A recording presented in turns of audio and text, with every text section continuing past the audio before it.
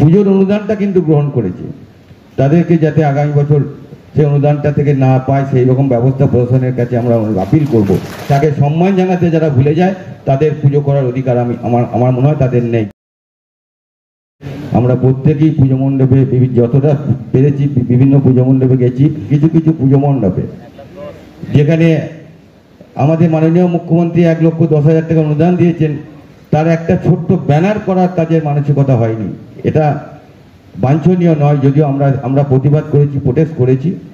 আমি চাইব যে সমস্ত পুজো মণ্ডপগুলো মমতা বন্দ্যোপাধ্যায়কে ধন্যবাদ কৃতজ্ঞতা জানায়নি এবং তারা পুজোর অনুদানটা কিন্তু গ্রহণ করেছে, তাদেরকে যাতে আগামী বছর সেই অনুদানটা থেকে না পায় সেই রকম ব্যবস্থা প্রশাসনের কাছে আমরা আপিল করব। এটা আমাদের অত্যন্ত খুব কষ্ট হয়েছে। মাননীয় মুখ্যমন্ত্রী এত প্রতিকূলতার মধ্যেও যেভাবে তিনি অনুদান দিচ্ছেন, আজকে 15,000 টাকা থেকে শুরু হয়েছিল, আজকে সেটা একটু একটু করে বেড়ে বেড়ে গতবার ছিল 85, এবার হয়েছে 1,10,000।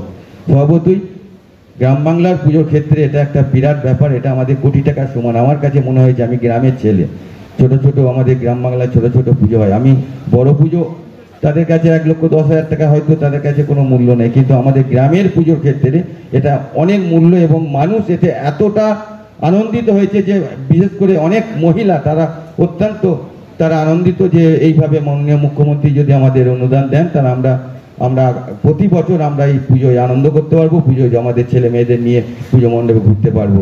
এবং শুধু সাথে সাথে তাই নয়, তিনি ইলেকট্রিকের জন্য 80% সাবসিডি দিয়েছিলেন এবং ফায়ার বলুন অন্যান্য যে কাগজপত্র করতে হয় সেখান থেকেও তিনি বিনা পয়সায় তিনি করে দিয়েছেন। এটার নাম বাংলার মুখ্যমন্ত্রী মমতা বন্দ্যোপাধ্যায়। তাই তাকে প্রণাম জানিয়ে তাকে সম্মান জানাতে যারা ভুলে যায় তাদের পুজো করার অধিকার আমার মনে হয় তাদের নেই।